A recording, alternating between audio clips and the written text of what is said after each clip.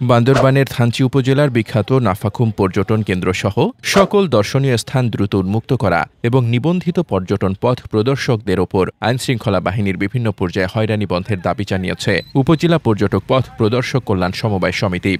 এসব দাবিতে বৃহস্পতিবার বিকাল ৩টায় থানচি প্রেস ক্লাব চত্বরে মানববন্ধন, সংবাদ সম্মেলন এবং অনির্দিষ্টকালের কর্মবিরতির ঘোষণা দেন সমিতির নেতারা। অনুষ্ঠানে সমিতির আহ্বায়ক অন্তর খিয়ান লিখিত বক্তব্য উপস্থাপন করেন।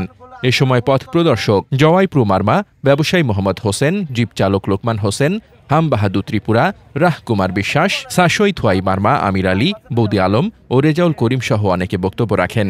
লিখিত বিবৃতিতে বলা হয়, করোনাকালীন সময়ে দীর্ঘদিন ধরে নাফাখুম সহ বিভিন্ন দর্শনীয় স্থান বন্ধ থাকায় স্থানীয় পর্যটন নির্ভর জনগোষ্ঠী চরম আর্থিক সংকটে পড়েছে।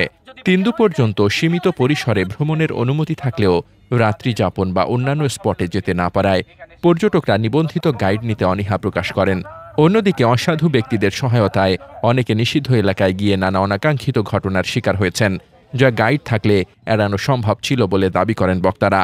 সমিতির নেতৃবৃন্দ অভিযোগ করেন, উপজেলা প্রশাসনের তালিকাভুক্ত বৈধ গাইডদের বিভিন্ন সময় বিজিবি চেকপোস্টে নিরাপত্তা ও অনুমতি অজুহাতে অযৌক্তিকভাবে জিজ্ঞাসাবাদ করা হয়। কখনো ব্যবহার অযোগ্য লাইফ জ্যাকেট ও অতিরিক্ত নৌকা ভাড়া নিতে বাধ্য করা হয়, আবার কখনো নিবন্ধিত গাইড কার্ড জব্দ করে হয়রানি করা হয়।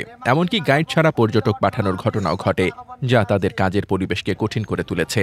বক্তারা জানান, পর্যটন বন্ধ থাকায় শুধু পথ প্রদর্শক নয়, নৌকা শ্রমিক, হোটেল মোটেল ব্যবসায়ী, পরিবহন শ্রমিক সহ হাজারো পরিবার আর্থিক সংকটে পড়েছেন। তারা বলেন, প্রশাসনের বিভিন্ন প্রতিষ্ঠানের সমন্বয় হলে পর্যটন কার্যক্রম নিরাপদ ও সুচারুভাবে চালু রাখা সম্ভব। সমিতির নেতারা আশা প্রকাশ করেন, প্রশাসন তাদের ন্যায্য দাবি দ্রুত বিবেচনায় নিয়ে প্রয়োজনীয় উদ্যোগ গ্রহণ করবে। মোহাম্মদ শামীম রেজা, দৈনিক খোলা চোখ।